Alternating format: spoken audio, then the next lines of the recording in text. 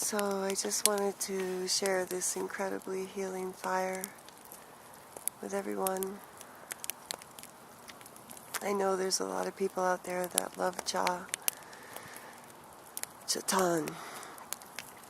and would have liked to be here and can't. I think you can see that we have quite a lovely fire going on here. It's real quiet. People haven't arrived yet. It's just the family. We're just sitting here thinking about Cha and about all the things that he brought to our lives. He was just such an amazing person. He really lit up the room when he'd walk in. There's this beautiful charisma about him. These beautiful Indian features. He could have been a movie star. Cha loved technology and movies, seeing all the movies. He loved to see every movie that he could. He loved being dressed up nice. He loved his sneakers to be really nice and white. He'd work really hard around the farm and then go and take a shower and dress nice for the day and go out and make friends. It was very hard for him to sit around. He was just awesome that way. Cha probably knows thousands of people, and I'm sure not even all of them received the message yet. For all of us that have loved Cha and heard that he passed, it's been an incredible idea to to fathom that he's really not here in the world anymore. We're going to adjust, and we all know that he's in a better place. And this will be our last day of grieving for him so that he can go on. But it's hard to have known the world with Cha and then to think that the world doesn't have him in the same way, in the same form. Because our minds tell us, that this is the way and this is the best way. And all those things that we tell ourselves that are just really illusion. Cha loved the horses, and he loved the children. Every child that came on this farm, he loved. They reminded him of his own children, and especially Lily. She was a baby when he was here, and he was missing every day, watching her grow up. He'd call every day. He really, really loved her and talked about her always. I hope Lily knows that one day, she's welcome to be here and see what he helped create. Cha was a big part of Blue Star for a good part of a year. He put everything he had into it, and like most of the people in this organization, he just gave everything away to it. He really didn't care anything about money, although he loved the idea of being free and being able to do the things you need to do. But he loved giving it away. And I know his whole family to be that way. Most Native friends that I have are that way. They want to share and be with each other. We loved being with him. He always made me laugh. Always, even in the times where we were having a hard time, he'd make me laugh, even with some of the silly things he'd come up with. He'd just always make me laugh, even though some of it would scare me. He told me that he found a cliff nearby to jump off of into the water. And I told him, please don't tell me about that cliff anymore. I don't want to know, because I couldn't think about him.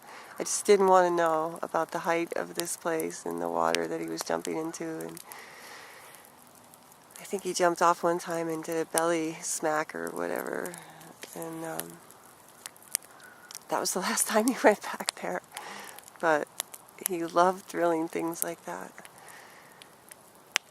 He loved his mother. He loved his brothers and sisters. And he really did love himself. even though he was still discovering what were the things that he needed and didn't need in his life. He loved my daughter, and she loved him. Just so much beauty that he brought to everything. I was always amazed by how natural it was for him to be around the horses. They were like his brothers and sisters. He really related to them in such a really humble, beautiful, natural way. There was nothing about his way of being with them that was pretentious or contrived, or it was just natural. He loved the horses on our farm that had the most struggles. He loved Bud with his epilepsy. He loved Tony B. He was our elder draft who passed last February 1st. He loved him, and I know when Cha got the message that he had passed, he was really sad, and he sent me a message letting me know that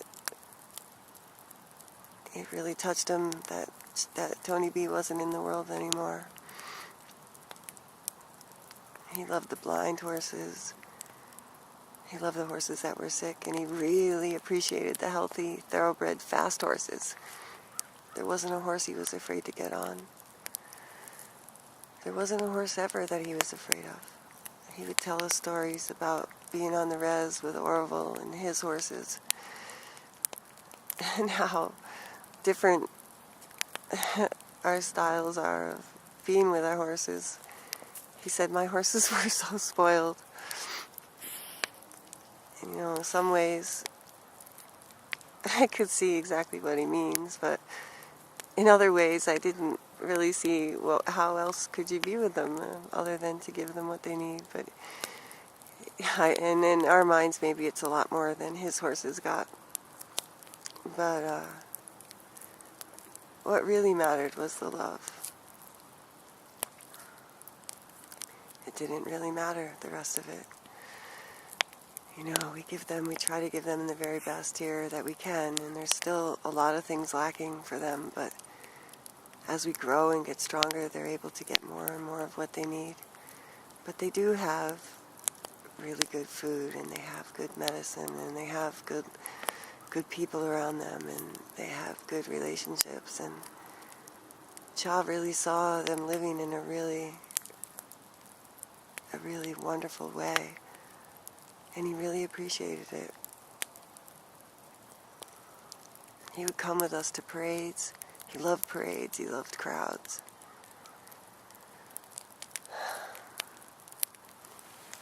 There was a parade that we were in where we rode some of our Belgians, and we had 6 pulling our hitch wagon too, and it was like the Belgian brigade. Can't even say the word. He was just so natural. The horse he was riding never had been in a parade before and was a little nervous, but because he was with Cha, he didn't have any fear at all, and they just kind of like comfortably walked through the crowds and the big loud noises, and I could tell that Pepper was leaning on Cha emotionally, like just following Cha's cues. Cha was on his back. But Pepper was really confident and comfortable because of Cha, and Cha was waving, and especially at the little kids. We'd look over at each other and just all smile, because it's really quite an accomplishment to get to a parade, put everything together, and get out into the parade. And when you're finally in the parade, people don't realize that it was hours and hours and hours and hours of preparation to get there. Not to mention the baths that the horses needed, and the getting everything right to appear in public. And when we were finally in that big parade, we all looked at each other with this great smile of satisfaction, like, wow, we made it to one of these really big parades, and it's just all so beautiful. And we were actually carrying a dignitary in our hitch wagon. I believe we were carrying the commissioner and his family, his grandchildren. So yeah, those are some of my thoughts I thought I'd share with everyone around this sacred fire. This beautiful, beautiful fire. The big healing fire.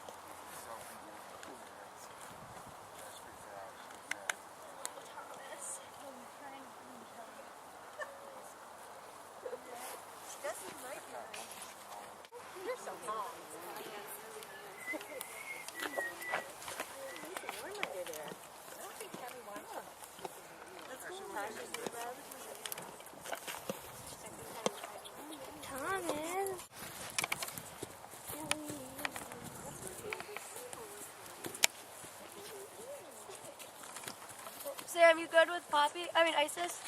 Okay, alright. Isis, you're not pregnant, huh? You're just a fatty. I'm so disappointed. Well, you can see how we might have been confused. Yeah, well, and it's true. She is a bit bigger on one side than the other. Yeah, she's Just the way her she's fat just layer is, asymmetrical I there, guess. yeah.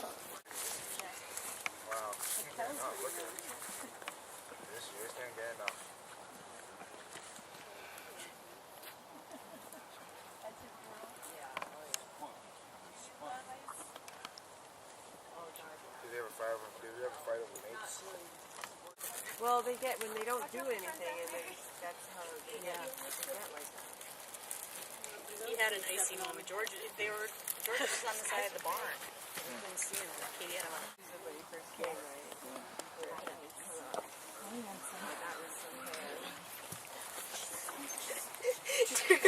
Just be careful. Yeah. I don't use it a whole lot, but Kelly, what do you do? Expressing myself. yeah, little Paul uses it too. Oh, you Which? want to look at my phone? Oh, that's out, yeah. Did you have him come closer, or did he decide to come closer? I had him come closer.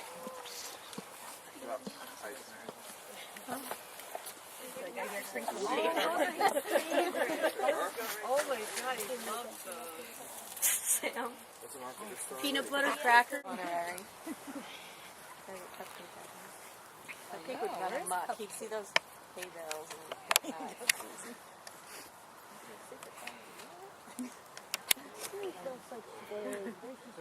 that looks like a buffet. It's just me and that hay. I think that's Knowing Cupcake, though, he'd make a little circle. Yep, maybe.